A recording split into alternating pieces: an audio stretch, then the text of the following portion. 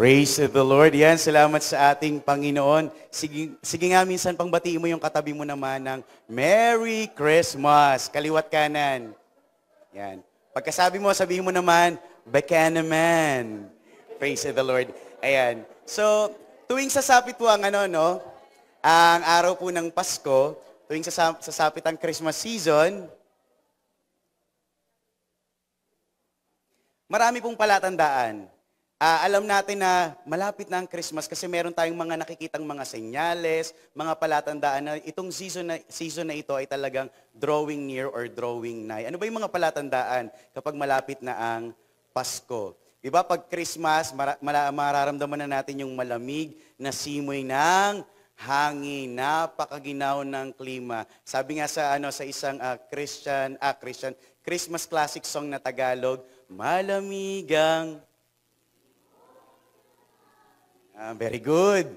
Praise God. Diba malamig ang simoy ng hangin kapag malapit na ang Kapaskuhan. At kapag malapit na ang Kapaskuhan, nakakatamad,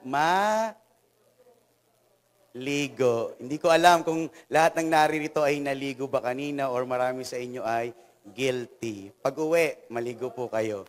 Praise the Lord. So yan yung isa sa mga palatandaan na malapit na ang Christmas. Ano pa yung mga palatandaan na malapit na ang Christmas? Pag malapit na ang Christmas, bare months na, sa social media talagang makikita mo yung pagsulpot ni Jose Marie Chan. Yan, local. Pero hindi magpapatalo ang international. Andyan si Aling Maraya. Yan, hindi siya nagpapatalo kay Jose Marie Chan. Pag nakita niyo yan sa mga social media, ibig sabihin, bare months na and nagka-countdown na tayo ng ilang araw na lang, malapit na ang Pasko. Ano pa yung mga palatandaan kapag malapit na ang Christmas? Nandiyan na yung pangangatok ng mga makukulit na bata sa mga bahayan natin, dala-dala yung kanilang mga improvised tambourine at kumakanta ng, pag nagbigay kayo ng pera, anong kakantahin ng mga bata? Thank you, thank you.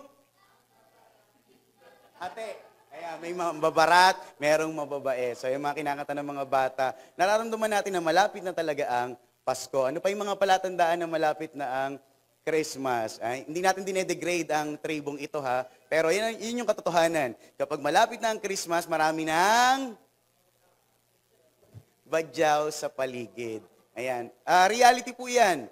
And kapag malapit na ang Christmas, gusto mong mag-shopping sana, mamili ng mga pangregalo, dumalaw kay Ninong, kay Ninang, pero hindi mo magawa dahil traffic, ang sakit sa ulo, mas masarap na lang matulog sa bahay. Yan yung mga palatandaan na malapit na talaga ang Christmas. Ano pa yung mga palatandaan na malapit ang Christmas?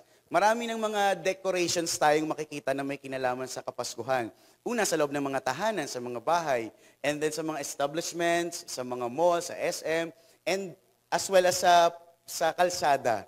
Proyekto ng gobyerno na maglagay ng mga parol at kung ano-anong mga pailaw. Yan yung mga palatandaan na malapit na ang Pasko. And kapag Christmas, malapit na ang Christmas, hindi lang white, red, gold, green yung nakikita nating kulay. Talagang colorful ang paligid, lalo dito sa bansang Pilipinas kapag malapit na ang Pasko. Diyan na tayo makakita ng mga nostalgic na kulay and nostalgic na mga tunog. Ayan. Kala nyo may ringtone ng cellphone, Kasama yun sa effects ng PowerPoint. Di ba very nostalgic kapag nakakarinig ka ng tunog ng Christmas light? Pag sinabing nostalgic, para kang sumasakay sa time machine at ibinabalik ka sa nakaraan. Kaya pag sumasapit ang Pasko, yes, this is a Yuletide season, masayang season, pero at the same time may kasamang kurot, parang may lungkot sa loob kapag sumasapit yung Pasko. Relate po kayo doon? Di ba ganun, masaya yung Pasko, pero deep inside parang, ba't ganun? Parang may sadness kapag nakakarinig ako ng mga Christmas songs, mga Christmas carols, mga tunog ng Christmas lights. Nalulungkot tayo, bakit? Kasi matatanda na tayo. Hindi na tayo yung mamamasko. Tayo na yung hahantingin ng ating mga inaanak. At nalulungkot tayo, may kasamang lungkot. Bakit? Kasi iba na yung Pasko. Hindi na kagaya nung bata tayo, ang pinoproblema lang natin, ano yung pang-exchange gift natin, ano yung susuotin nating pampamas, pero pag nasa edad ka na, ang iisipin mo na, hindi na pang Noche Buena, ang iisipin mo, bills, trabaho, anong ihahanda mo sa pamilya, maraming stress na dumarating. So, imbis na pure joy lang, minsan may kasamang lungkot, may kasamang nostalgia na tinatawag. Pag nakikita natin yung mga colors na very familiar sa ating mga childhood. Pero alam niyo po, itong mga na-appreciate natin na ganda ng kulay ng mga Christmas decorations, ganda ng kulay ng paligid, ganda ng kulay ng mga likha ng Diyos na ating pinaglilingkuran, hindi lahat ng tao na-enjoy yung ganda ng kulay ng mga yan. What do I mean by that? Let me share to you a very surprising statistics. Sabi dito, it is estimated that 300 million, hindi po 1,000 ha, 300 milyong katao worldwide, global scale, buong mundo, nagsasuffer sa tinatawag na CVD. Anong CVD? COVID? No. Ang CVD ay color vision deficiency. Layman's term, sa madaling salita, nakakaranas ng color blindness. Hindi ko po alam kung may umattend dito ngayon na nagsasuffer kayo sa ganyan. Hindi accurate yung tingin ninyo sa mga kulay. May classmate ako dati sa Bible school, hindi mo siya pwedeng utusan na ang instruction mo may kinalaman sa kulay. Bakit? Dahil hindi niya nakikilala, hindi niya ma-determine, ma-distinguish kung ano ang kulay ng isang bagay. Like for example, green, hindi green yung paningin niya sa bagay na iyon. So this is surprising, no? 300 milyong katao, may ganyan palang case, may ganyan palang kalagayan.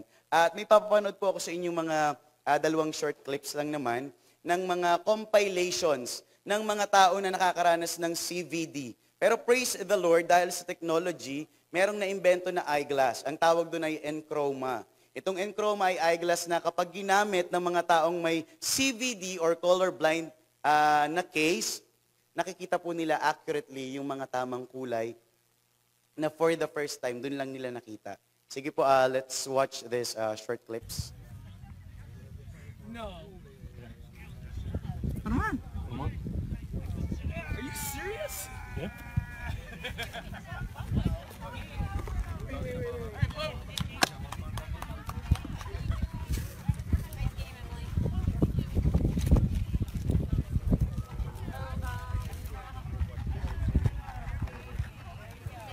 And too much stuff. Oh my god, is this the real world? Is this actually what it looks like?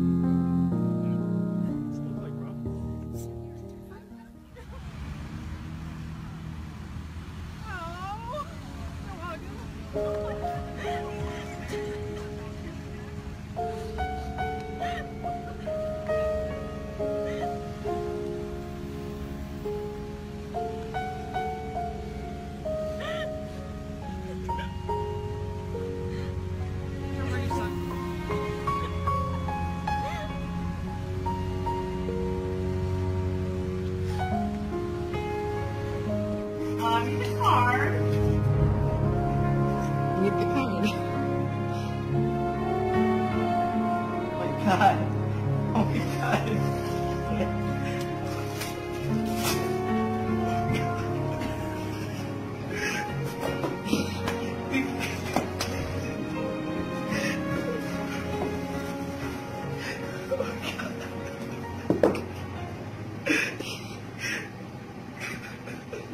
Oh, this is so special.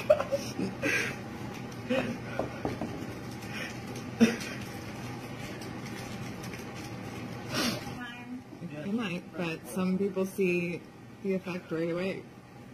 Oh, it's different. It's different. It's different. Yeah. Oh my god, it's different. Here. Okay. It's different. Turn around and look at the lights. Oh my god.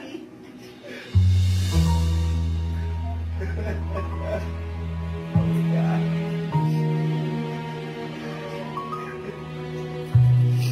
Now when you say, I'm color proficient, I last clip. Open your eyes.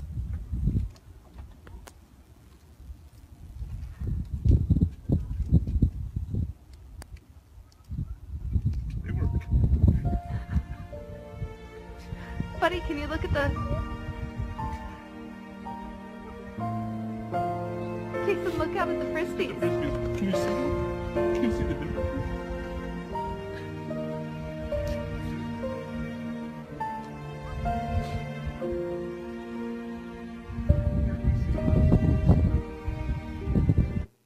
Praise the Lord, ano. So makita natin, ano, tayo, nandyan lang yung mga kulay na yan sa paligid natin na taken for granted. Hindi natin masyado nabibigyang pansin ang kulay ng puno, kulay ng langit, kulay ng mga damo. Pero may mga tao pala na first time lang nila nakita yung ganda ng kulay ng mga creations ni Lord na binabaliwala lang po natin. So pag-uusapan natin this morning yung tinatawag na kulay or colors. Let's close our eyes and we will pray. Hallelujah, Jesus. Lord, maraming pong salamat sa pagkakataon na meron po kami na sama-samang makapakinig po ng iyong mga salita. Mga salita mo, Panginoon, na kayang i-transform ang buhay po namin, kaya nitong baguhin, Panginoon, ang paraan ng aming pag-iisip, maging ang kalagayan po ng aming mga puso. Kung buong puso po naming i-absorb, tatanggapin ang iyong mga salita ng buong buo, Panginoon, sa aming espiritu at sa aming kaluluwa. Lord, maraming pong salamat. Patuloy na yung Holy Spirit, yung pinapayagan po namin na mangusap sa buhay po ng bawat isa na naririto. We give you all the glory, the highest praise. In Jesus' name, Amen. Minsan pa nga nating palakpakan ang ating Panginoon. So, let's define kulay. Let's define colors. Ano bang ibig sabihin ng color? Sa simplified definition, sabi dyan, color is how we see light as it interacts with objects. It depends on the wavelengths of visible light, a small part of the electromagnetic spectrum. Ito yung mahalaga, yung panghuli.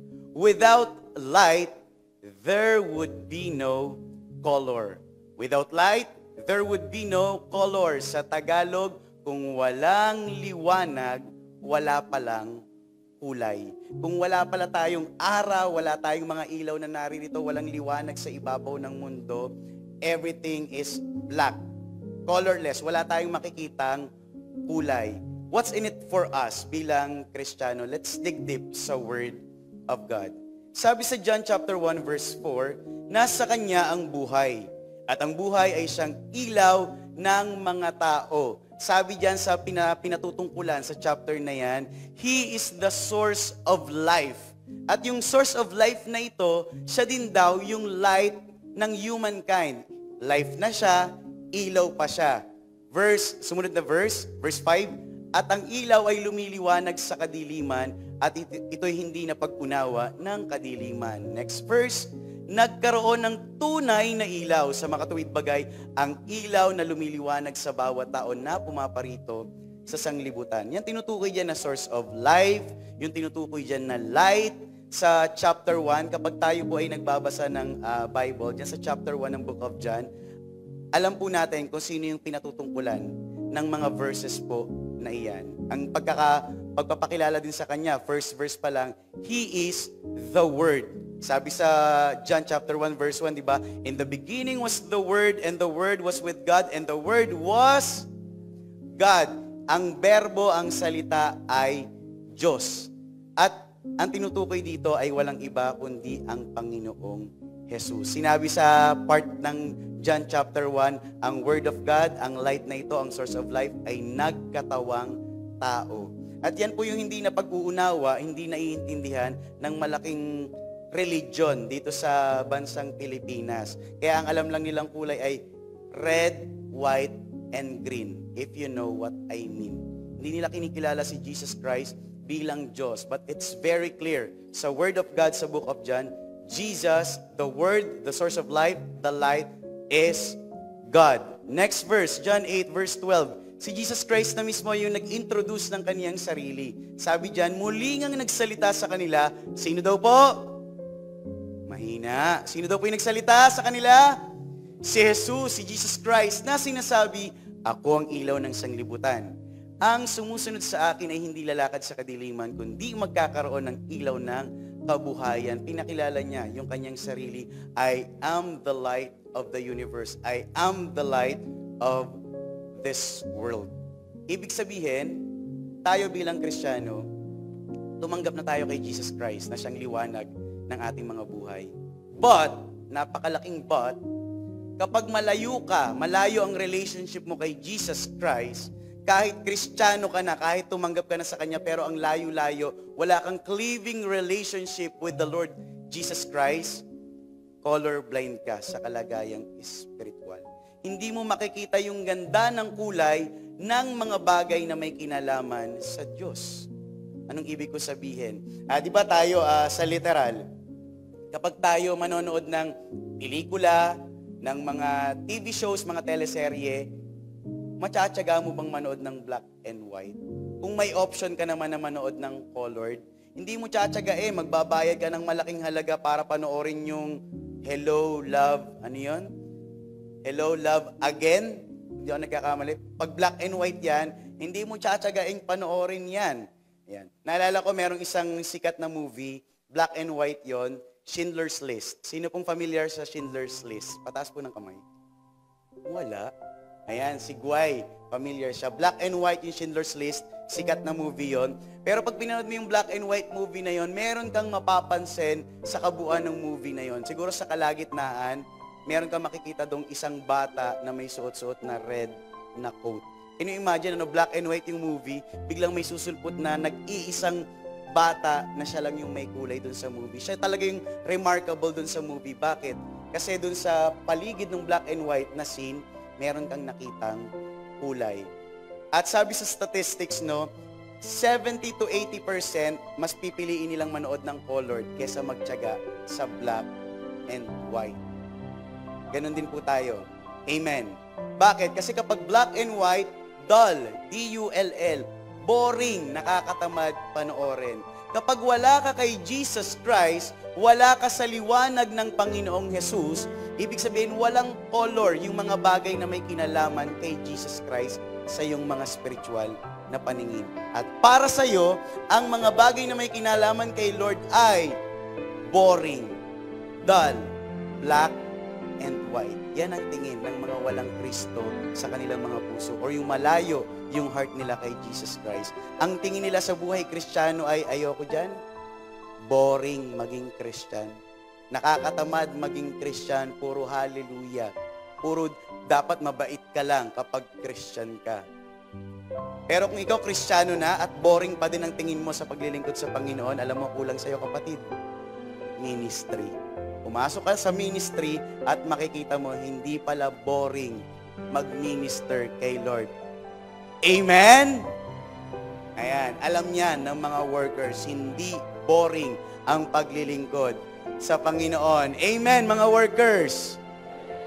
Praise the Lord. Hindi po boring ang paglilingkod sa ating Panginoon. Boring yan sa paningin mo kapag wala kang relationship na malapit na relationship kay Jesus Christ. Malayo ka kasi sa liwanag niya. Kaya hindi mo nakikita yung tunay na beauty ng colors na meron sa mga bagay ni Lord. Ano-ano ba yung mga bagay ni Lord na tinutukoy ko? Marami tayong pwedeng maging list ng mga bagay na may kinalaman kay Lord. Pero bibigyan ko lang kayo ng, basican ko lang kayo, 3 basic lang para hindi masyadong mahaba.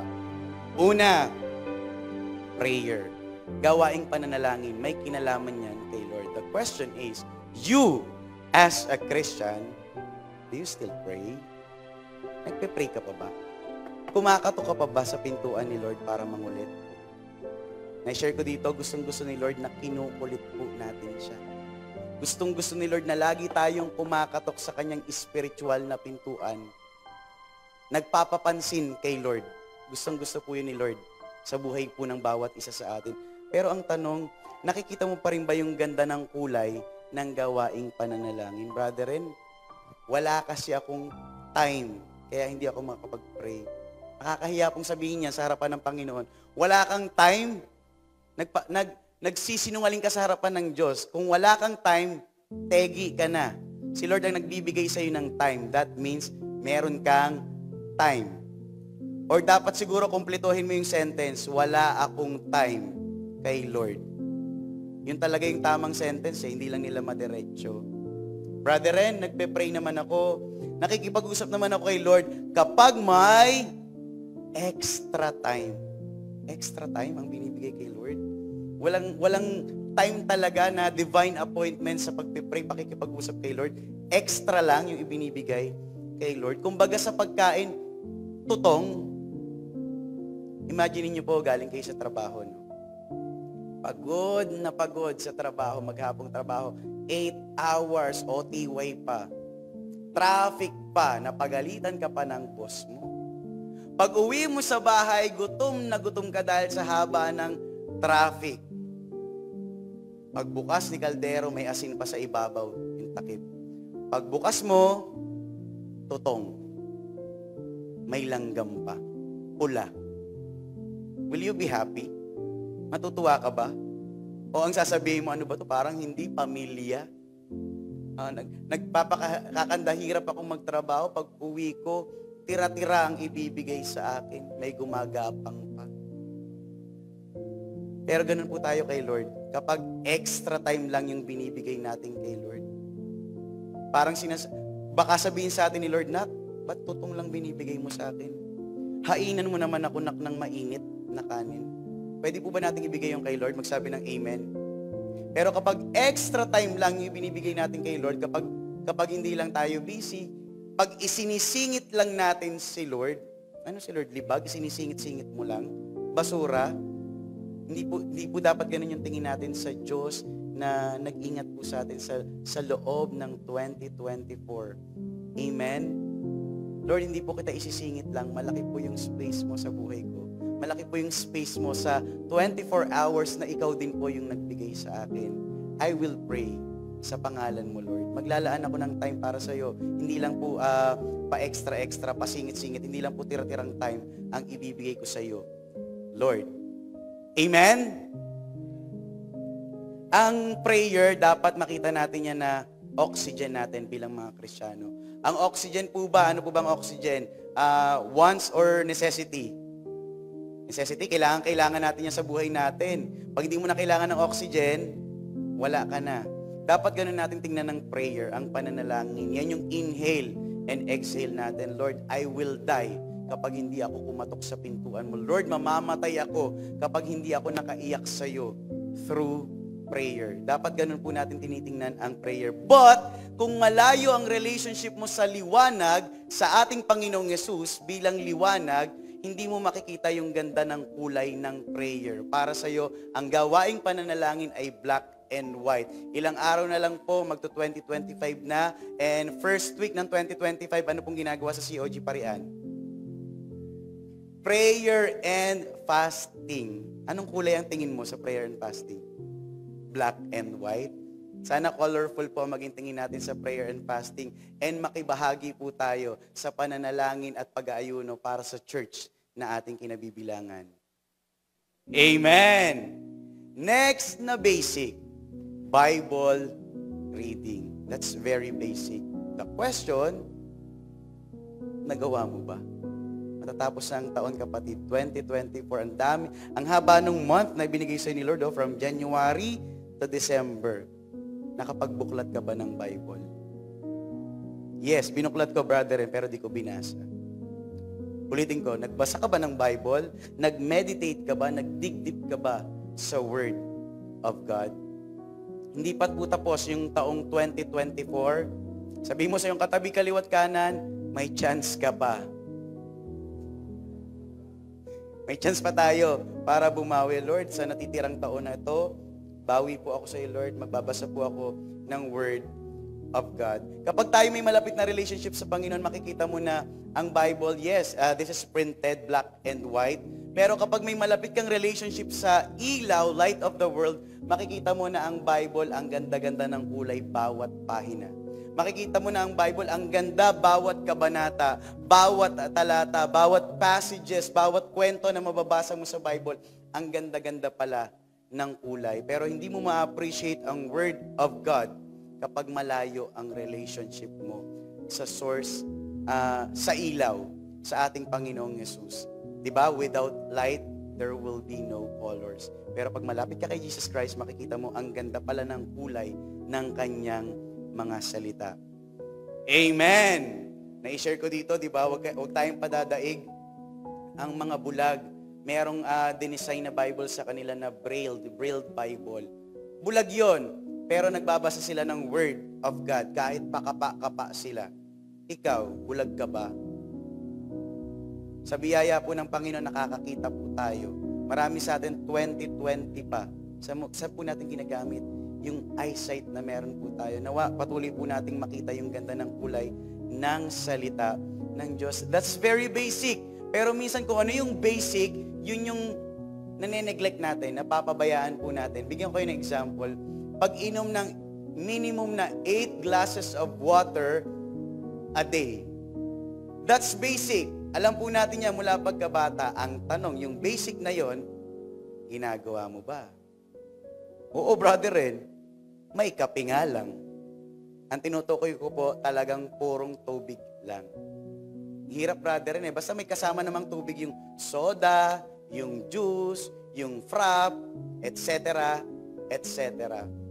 Pero yung tinutukoy ko dito, yung tubig lang talaga, na nababaliwala natin, na neglect natin. Bakit? Kasi colorless yung tubig.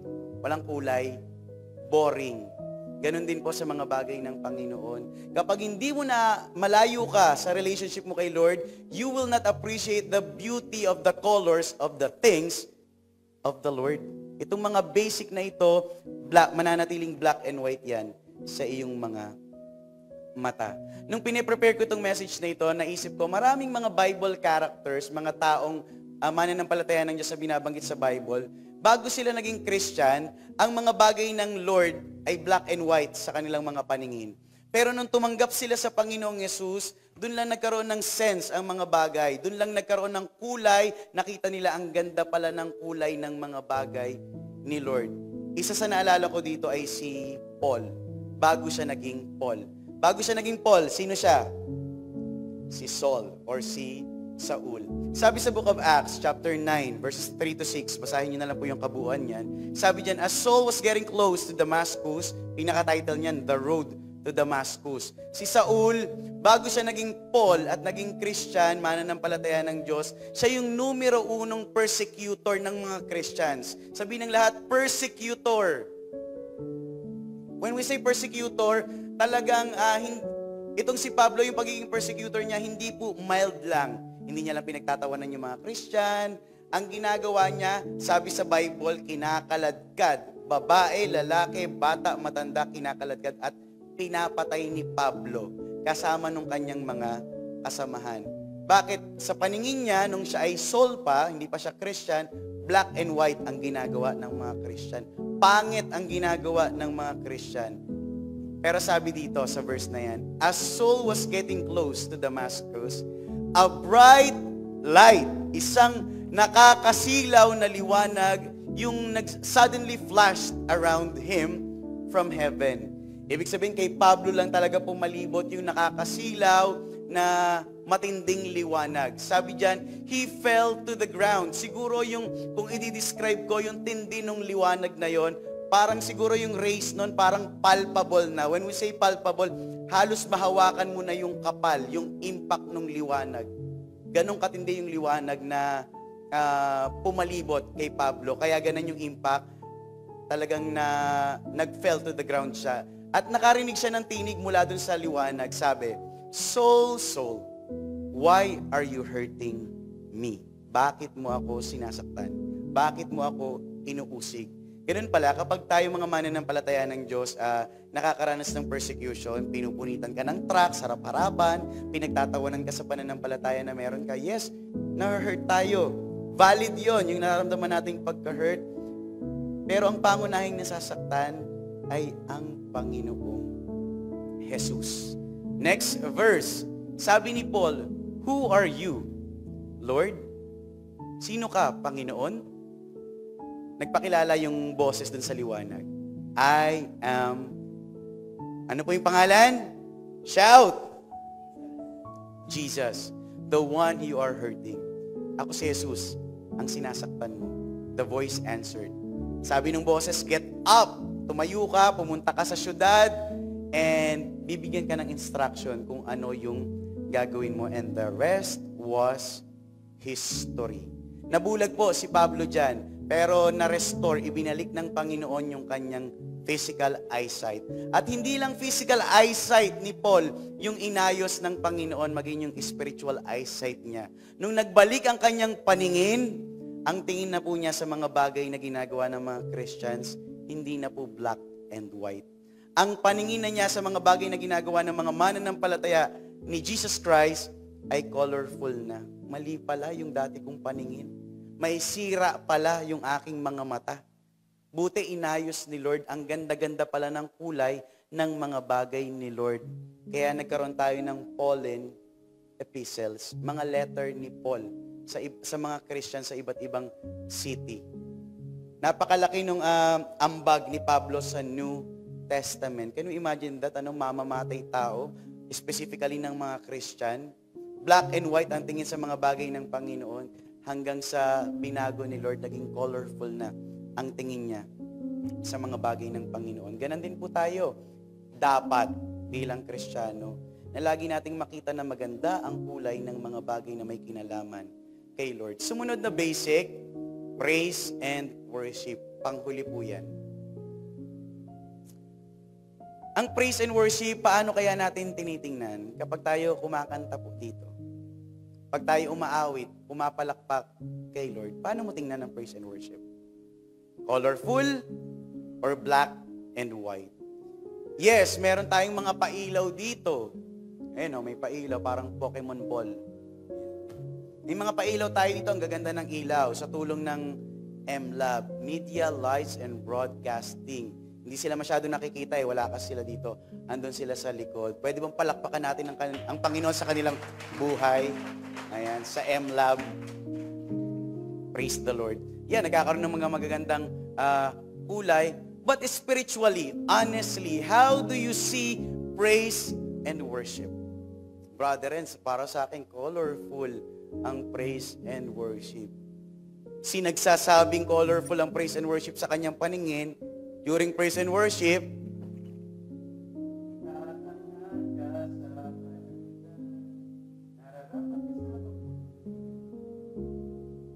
ganun ba kapag colorful sa paningin mo ang praise and worship? Nasa likod, kala mo extension to ng company nila, dito siya dinugtong niya yung pagiging supervisor niya dito sa loob ng church. Kapag nasa loob po tayo ng church, we are not here to observe.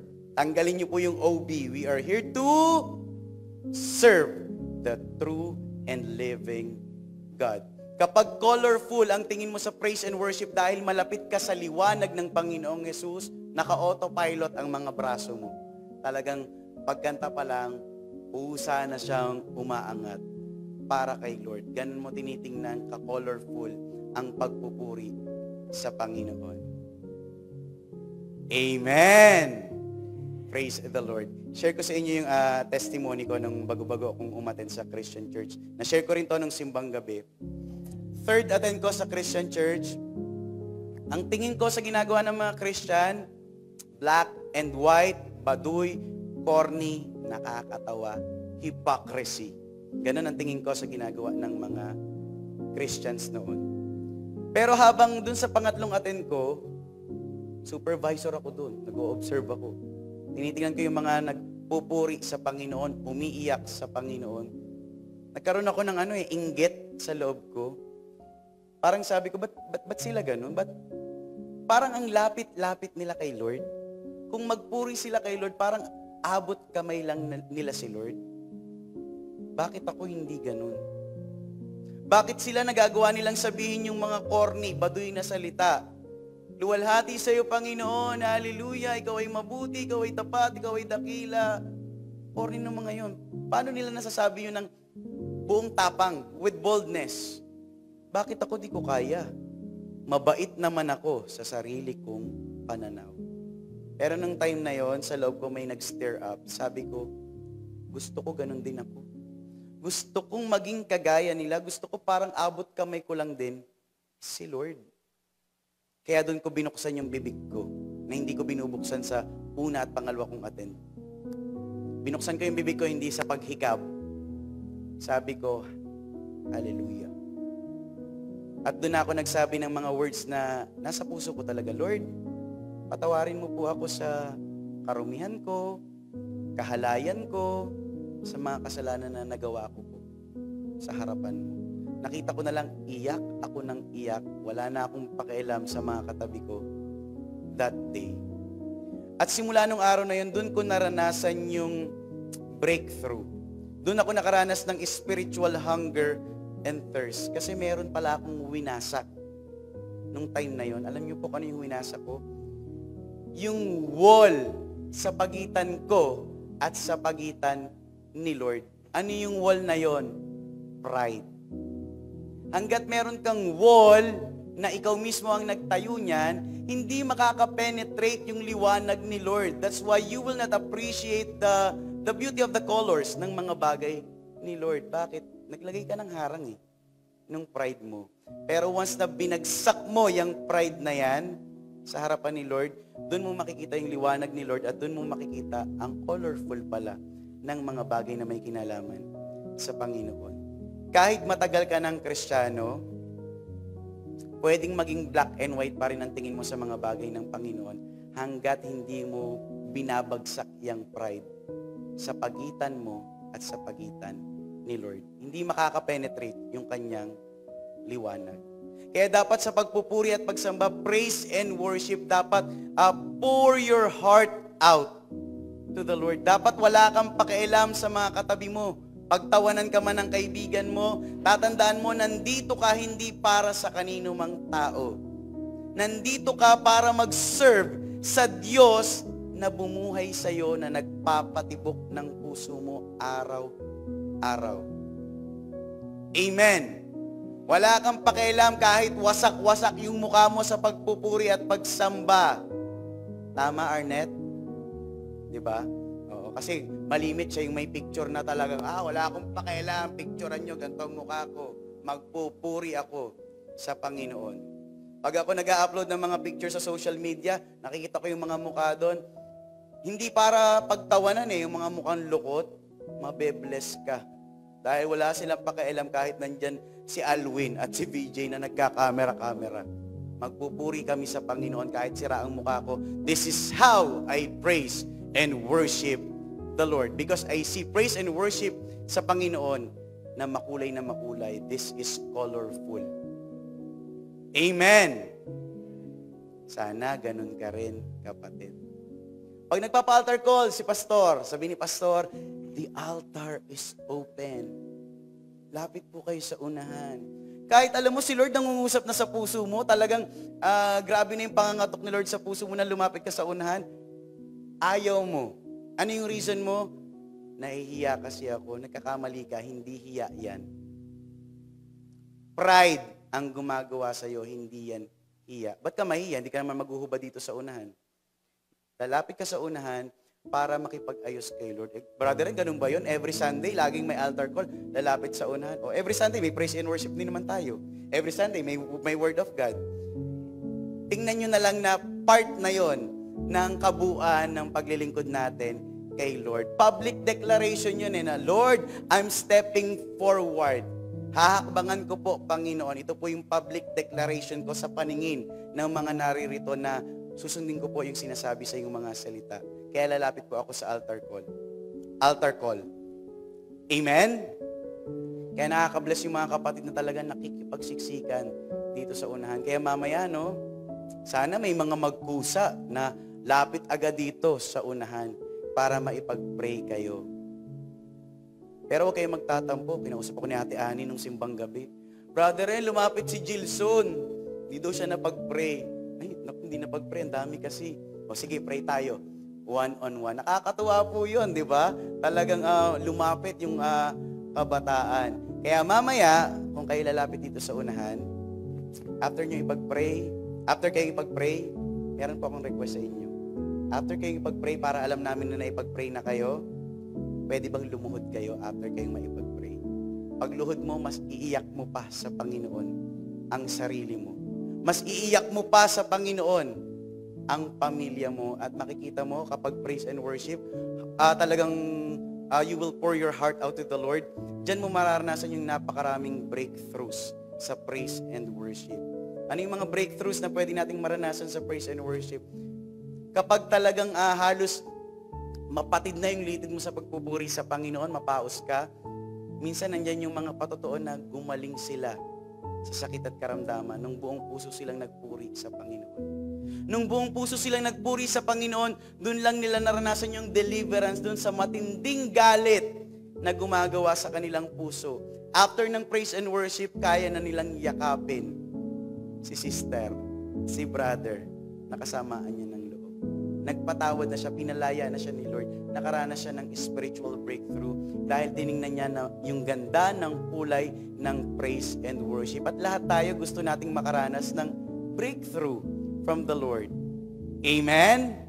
Iba't ibang klase ng breakthrough, financial breakthrough, healing, deliverance. Pwede nating maranasan yan kung titingnan natin na maganda ang kulay ng pagpupuri at pagsamba sa Panginoon. Kaya mamaya nawa, kung hindi mo na ibigay yung 100% na colorful praise and worship kay Lord, bawi tayo mamaya pag hinaranan na natin ulit ang Panginoon. Praise the Lord. Lagi nating tatandaan, yung buhay po natin na tumanggap tayo kay Jesus Christ, hindi na po black and white. Kasi nung wala pa tayong Jesus Christ, black and white talaga yung buhay po natin. Pero nung tinanggap natin si Lord, tatandaan mo, nagkaroon na ng purpose. Nagkaroon na ng sense, nagkaroon na ng meaning, nagkaroon na ng kulay ang buhay mo. Hindi na patapon yung buhay mo. Sabi mo nga sa iyong katabi, with love, hindi patapon ang buhay mo. Eye to eye, kaliwat kanan, hindi patapon ang buhay mo. Kung may nagsabi po sa inyo niyan, patapon ang buhay mo na tao, ginagamit yun ni Satan. Pero si Lord, hindi ganun ang tingin niya sa bawat isa sa atin. Dahil kinulayan ni Lord ang buhay ng bawat isa sa atin. Alam niyo po yung kulay na ginamit ni Lord para maging colorful yung buhay natin as Christian, yung matingkad na kulay pulang dugo niya na dumaloy doon sa krus ng Kalbaryo. Kaya lagi mong tatandaan, dahil sa dugo ng Panginoong Yesus, nagkaroon ng kulay ang buhay natin. Sabi nga sa station ID ng ABS-CBN, di ba? Salamat sa liwanag mo.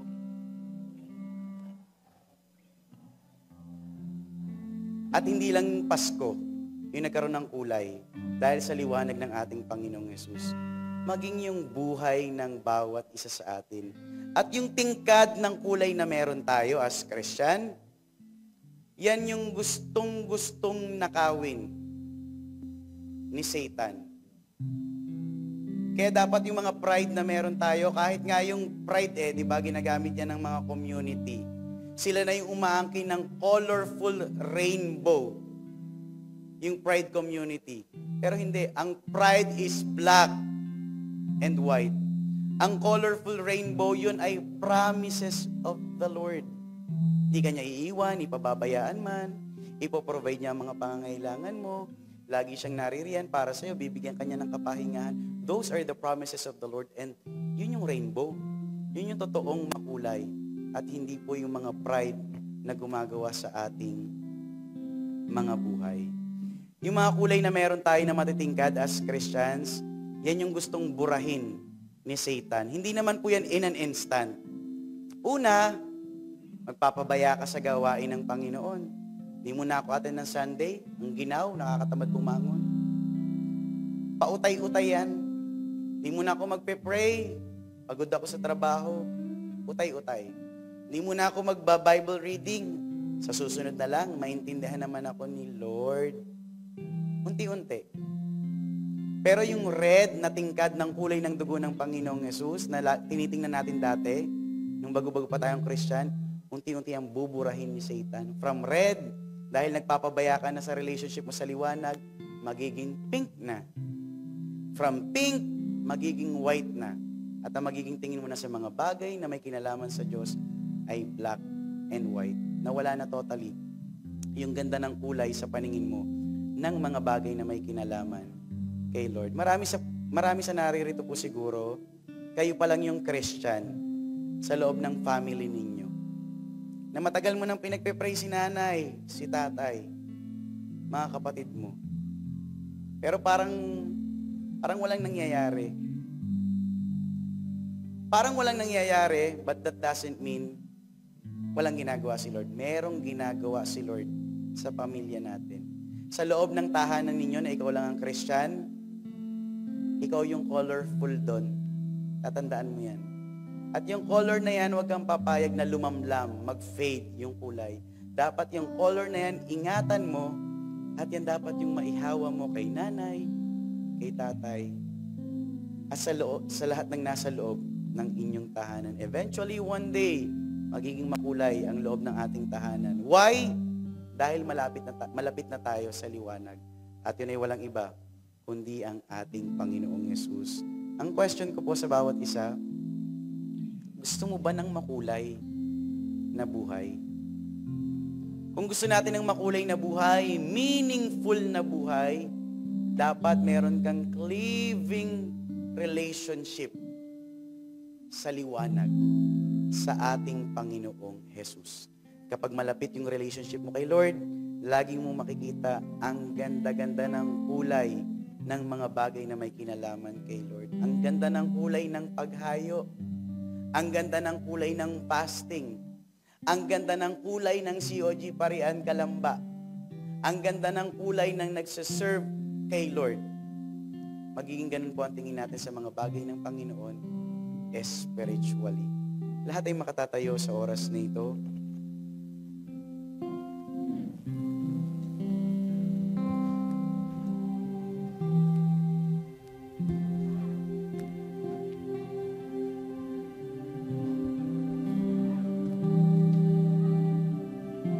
Habang minemeditate po natin yung word na ating napakinggan. Lord, maraming salamat sapagkat sa loob ng taon po na ito, from January to December, iningatan mo po kaming lahat.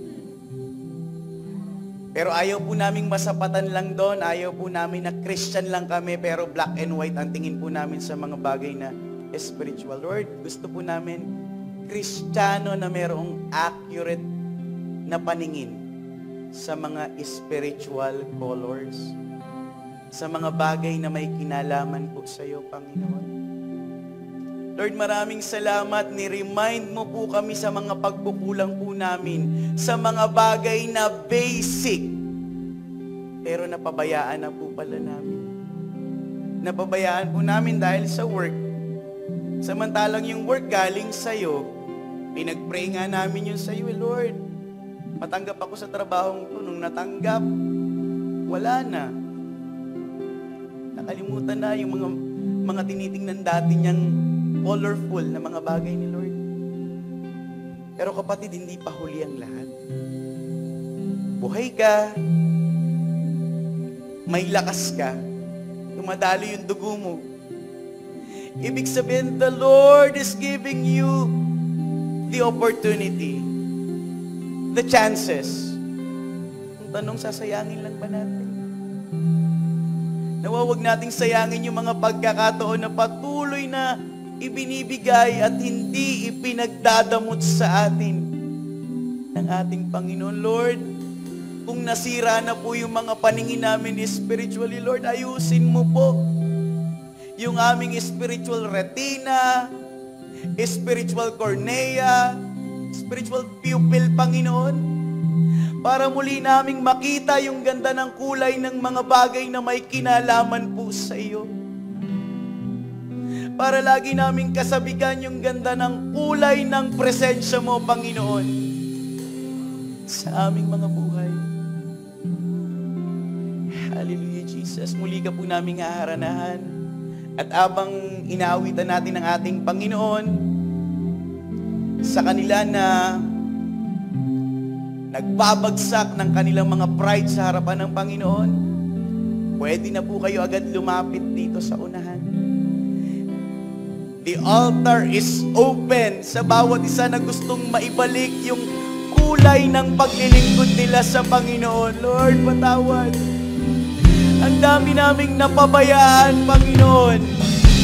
Pero hindi kami papayag na manatili kaming ganito sa kalagayang spiritual. Ipakikipaglaban po namin, Lord, yung tingkad ng kulay po namin bilang mananampalataya mo.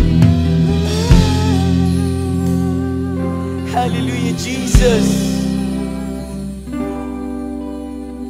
Muli nating masdan ang kagandahan ng kulay ng holiness, kabanalan ng ating Panginoon.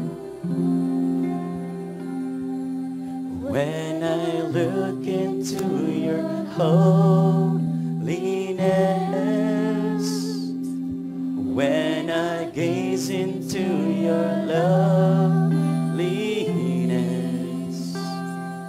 when all things that surround become shadows in the light of you.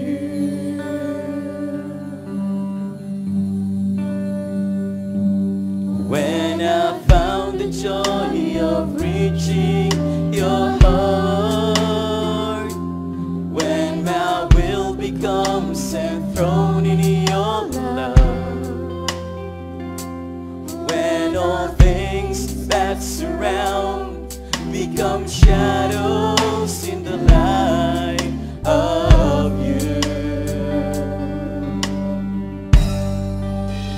I worship you.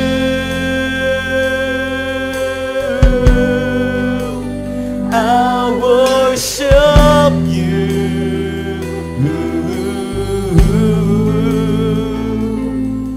The reason I live is to worship you. I worship you.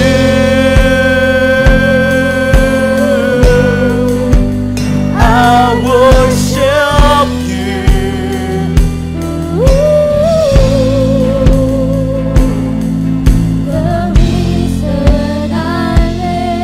Ang mga ushers po natin, pwede po ba natin i-assist yung bawat linya? Kung may gustong magpa-pray, i-assist po natin papunta dito sa unahan.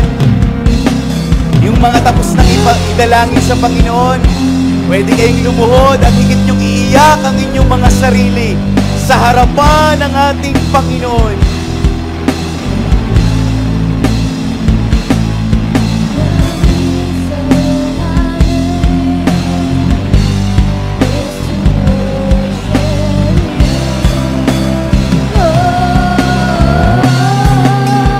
I worship you.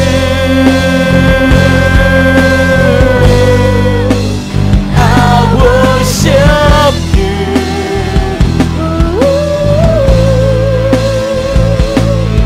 The reason I am is to worship you.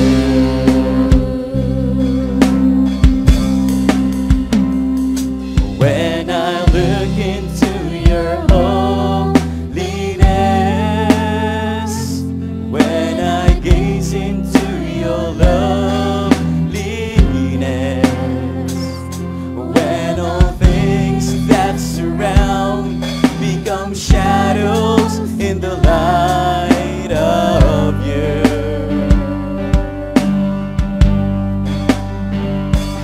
when I found the joy of reaching your heart, when my will becomes enthroned in your love, when all things that surround become shadows in the light of you, I worship you. I worship you.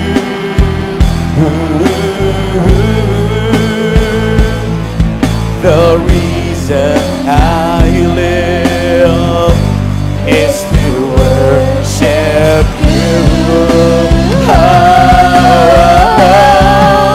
I worship you.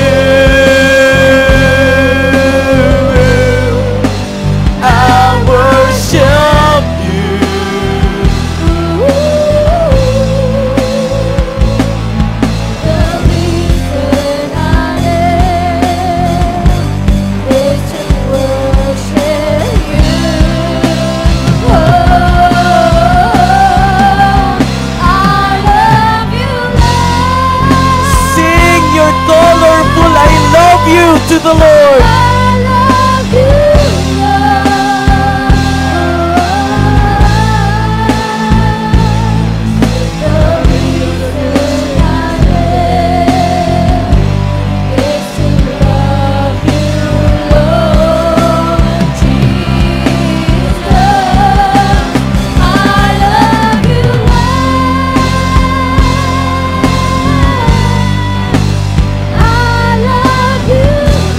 We love you, Jesus.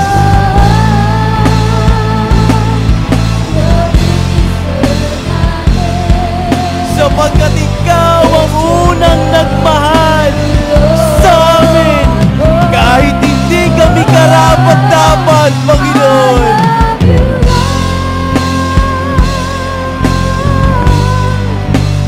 I love you, Lord.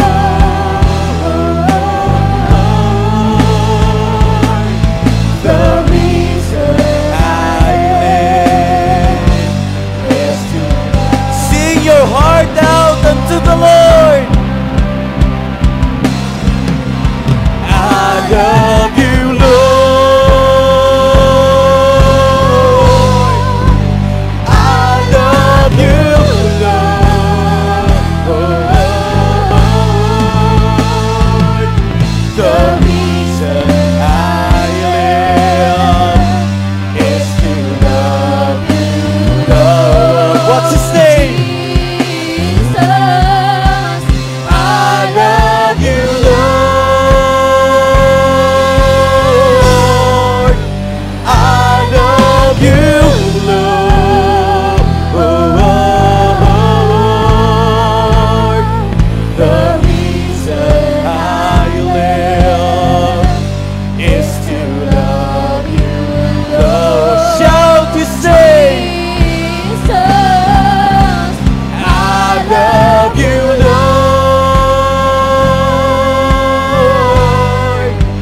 I love you, Lord.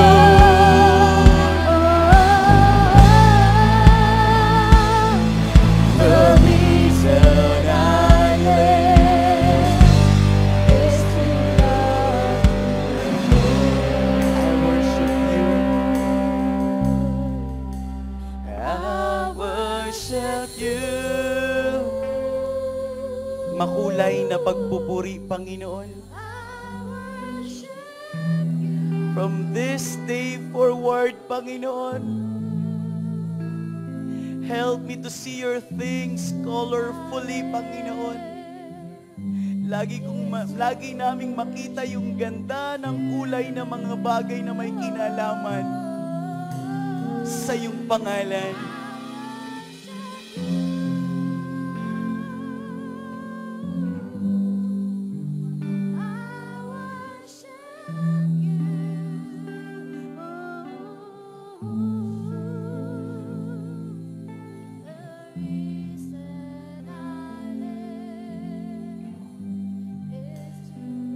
We love you, Lord.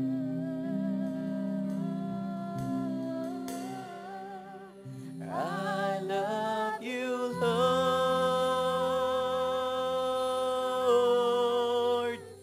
I love you, Lord.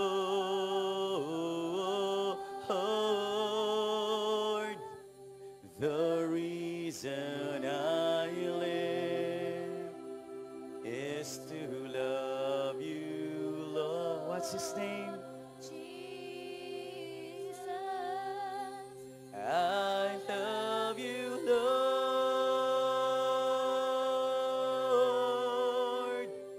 I love you, Lord.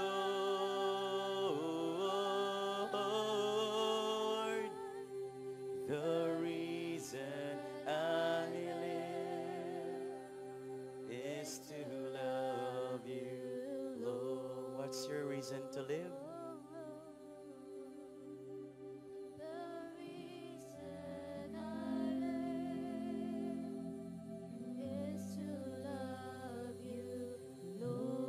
Sing, what's your colorful reason to live?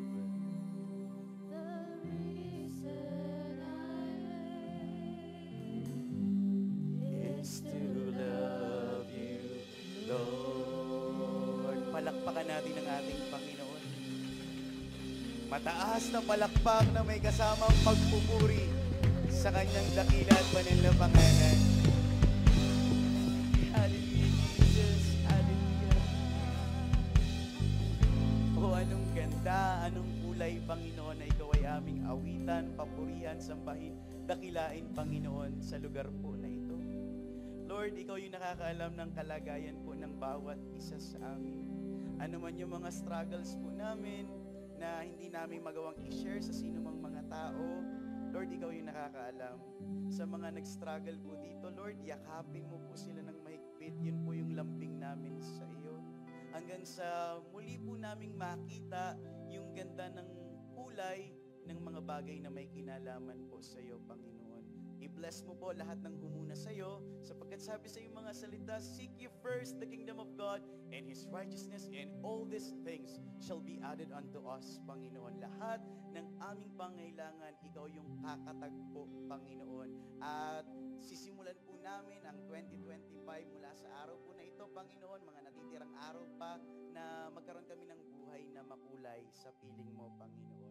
Lord, maraming pong salamat, at maging sa gagawin po namin pagkakaloob, maging ang pagkakaloob, tingnan po namin, Panginoon, na hindi black and white, kundi ang pagkakaloob, tingnan po namin na makulay na bagay na ginagawa po namin dahil sa pag-ibig namin sa aming Panginoong Jesucristo. Maraming pong salamat, Panginoon. We give you all the glory, the highest praise, and the reverence that you deserve. In Jesus' mighty name,